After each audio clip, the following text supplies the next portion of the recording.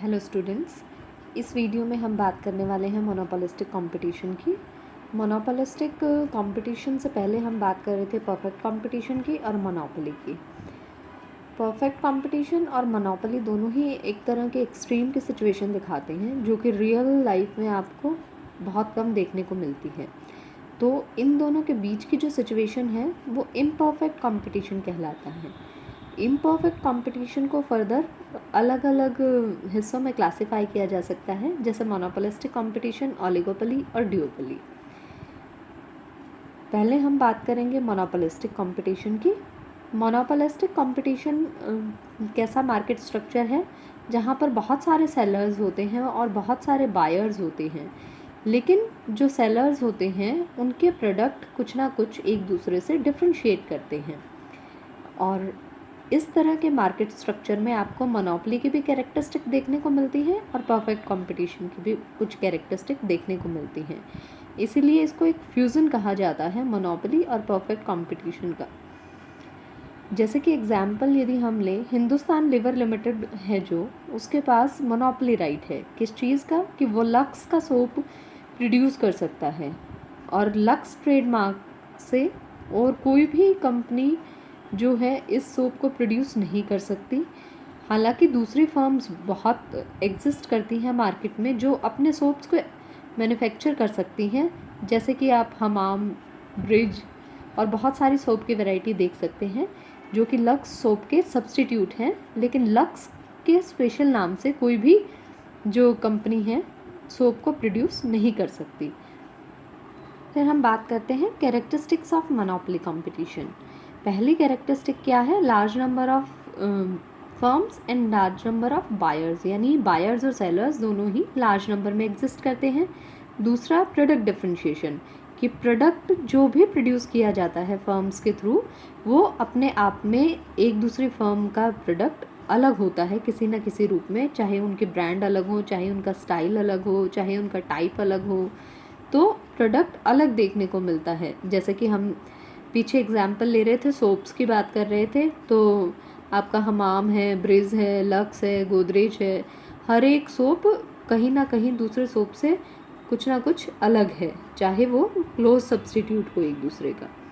फिर है freedom of entry and exit of firms, यानी कि ईजिली आपकी जो फर्म्स हैं वो इंडस्ट्री में आ सकती हैं और इंडस्ट्री को छोड़कर जा सकती हैं। लेकिन यहाँ पर हम ग्रुप ऑफ फर्म्स को, जैसे पहले मोनोपोली और परफेक्ट कंपटीशन में इंडस्ट्री के नाम से जानते थे, यहाँ पर ग्रुप ऑफ फर्म्स को चैम्बरलेन ने ग्रुप के नाम से ही कॉल किया है, ना कि इंडस्ट्री के नाम से। फिर है सेलिंग कॉस्ट।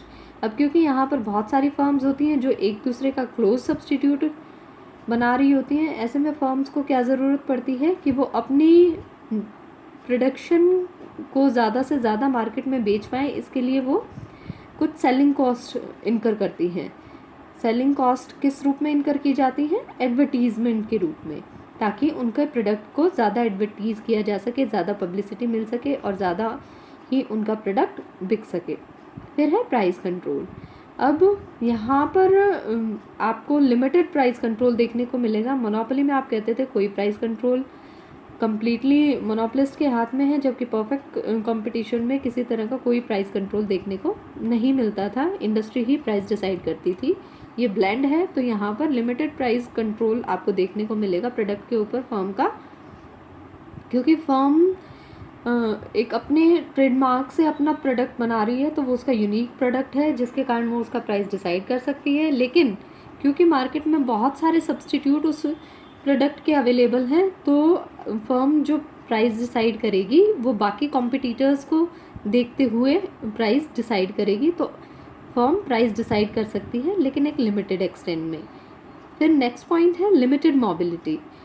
मोनोपोलिस्टिक कंपटीशन में आपको परफेक्टली मोबाइल गुड्स और सर्विसेज या फैक्टर्स ऑफ प्रोडक्शन देखने को नहीं मिलते, बल्कि जितने भी फैक्टर्स ऑफ प्रोडक्शन हैं या गुड्स और सर्विस हैं वो एक स्थान से दूसरे स्थान पर फ्रीली नहीं मूव कर सकते, उनकी मोबिलिटी लिमिटेड होती है।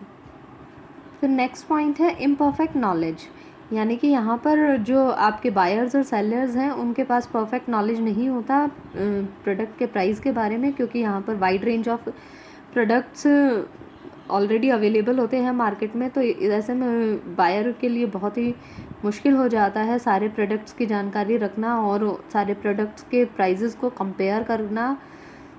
तो जो नॉलेज है वो लिमिटेड यहाँ पर देखने को मिलता है।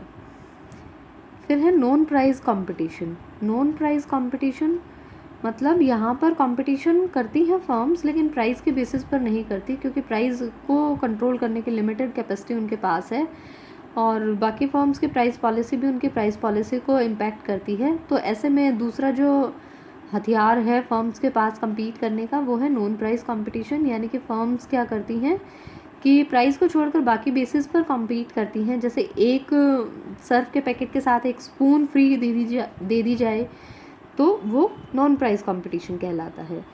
और फिर मोनोपोलिस्टिक कंपटीशन में प्राइस ऑफ फैक्टर और टेक्नोलॉजी को कैसा अज्यूम किया गया है कि वो दिए हुए हैं। डिमांड और जो कॉस्ट कर्व्स होते हैं वो सारे के सारे प्रोडक्ट्स के लिए कैसे हैं, यूनिफॉर्म हैं थ्रू आउट द ग्रुप, मतलब पूरे ग्रुप में सेम एग्जिस्ट करेंगे, डिमांड कर्व भी और कॉस्ट कर्व भी। अब डिमांड और कॉस्ट कर्व किस तरीके के होते हैं मोनोपोलिस्टिक कंपटीशन में, ये बात करेंगे।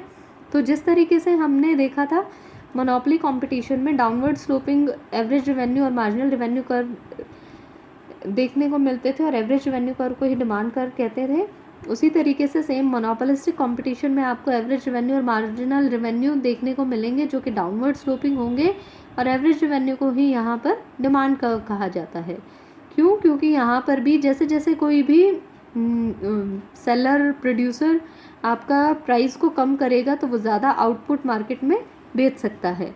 तो मान लीजिए अगर प्राइस यहाँ है तो आउटपुट कितना बिकेगा, इतना। अगर प्राइस को कम कर दिया जाएगा तो आउटपुट कितना बिकेगा, ज़्यादा। तो इसीलिए similarly average revenue curve monopoly की तरह ही आपको डाउनवर्ड स्लोपिंग देखने को मिलेगा और उसके नीचे ठीक मार्जिनल रेवेन्यू भी डाउनवर्ड स्लोपिंग देखने को मिलेगा। फिर हम बात करते हैं कॉस्ट कर्व्स।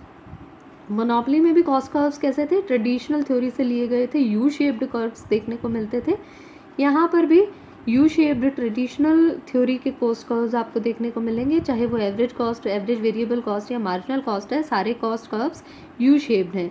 यहाँ पर एक जो नई कॉस्ट इंट्रोड्यूस की है वो है आपकी सेलिंग कॉस्ट, जिसकी हम बात कर रहे थे जब हम कैरेक्टरिस्टिक्स को डिस्कस कर रहे थे।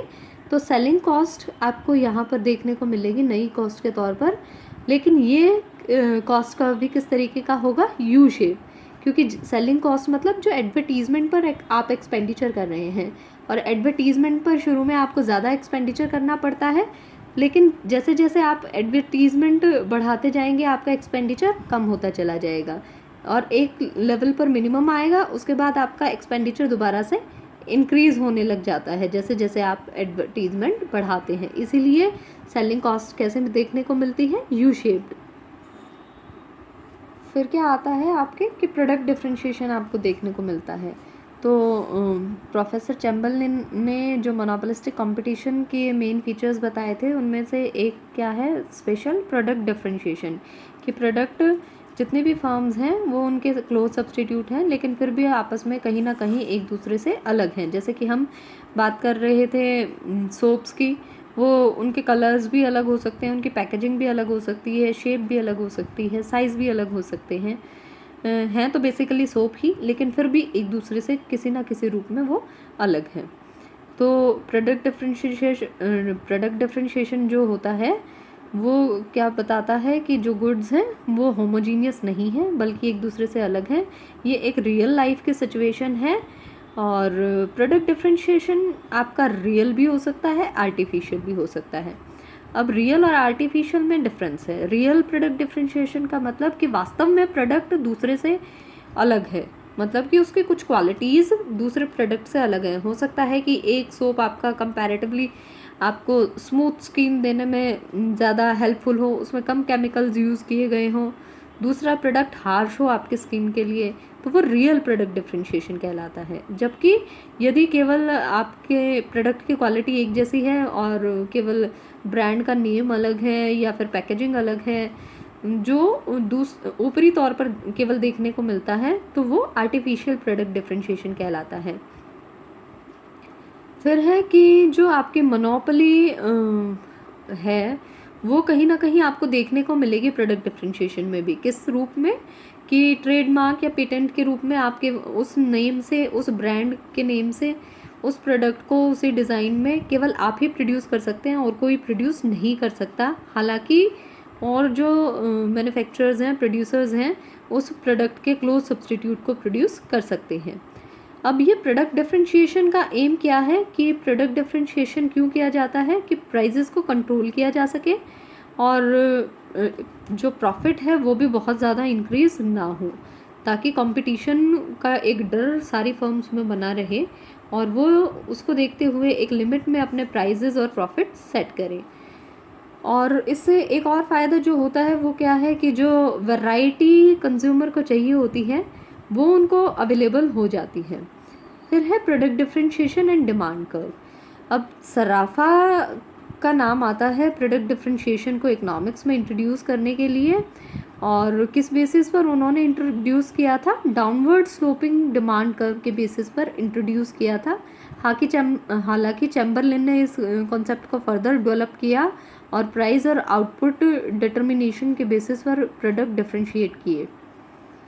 अब हम यहाँ यही देखेंगे कि प्रोडक्ट डिफरेंशिएशन और इक्विलिब्रियम कहाँ डिसाइड होगा, और जो दो अलग अलग गुड्स हैं, मोनोपोलिस्टिक कंपटीशन के अंडर दो अलग अलग फर्म्स हैं, मान लीजिए ए और बी, वो दो अलग अलग गुड्स को प्रोड्यूस कर रही हैं, तो उनको डिसाइड करना है कि फर्म ए गुड को बनाए या बी गुड को बनाए। फर्म एक ही है लेकिन वो दो तरह की गुड्स को बना रही है, ए गुड को भी बना रही है, बी गुड को भी बना रही है।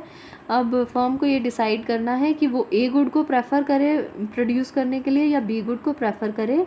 तो फर्म किस बेसिस पर ये डिसाइड करेगी? जिस भी गुड के प्रोडक्शन से फर्म को मैक्सिमम प्रॉफिट मिल रहा है उसी गुड को फर्म प्रोड्यूस करना चाहेगी। अब मैक्सिमम प्रॉफिट को हम कैसे देखेंगे? ये डायग्राम की हेल्प से यहाँ पर दिखाया गया है। इस डायग्राम को देखते हैं हम। यहाँ पर क्या दिखाया गया है? एक्स एक्सिस पर आउटपुट, वाई एक्सिस पर रेवेन्यू और कॉस्ट, दो गुड के कॉस्ट कर्व्स लिए गए हैं। ए गुड का कॉस्ट कर्व ले लिया और बी गुड का कॉस्ट कर्व ले लिया, जो कि डाउनवर्ड स्लोपिंग है, जो कि दिखा रहे हैं जैसे जैसे आप ज़्यादा आउटपुट प्रोड्यूस करेंगे आपकी कॉस्ट कम होती चली जाएगी आउटपुट के लिए। तो अब हमें ये देखना है भाई, अब ए गुड प्रोड्यूस करनी है या बी गुड, जो किस बेसिस पर डिसाइड कर रहे हैं हम कि जिस भी गुड से ज़्यादा प्रॉफिट अर्न होगा वही गुड प्रोड्यूस कर लेंगे। अब मान लिया मार्केट में हमें कोई प्राइस दे रखा है पी गुड्स के लिए, एक यूनिफॉर्म प्राइस। इस प्राइस पर हम कोई भी पॉइंट ले लेते हैं। मान लीजिए इस प्राइस पर ई से हमने नीचे की तरफ लाइन ड्रॉ कर दी, जो कि आपकी ए कॉस्ट के कर्व को एफ पॉइंट पर काट रही है और नीचे की तरफ एक्सटेंड होते हुए एन तक आ रही है।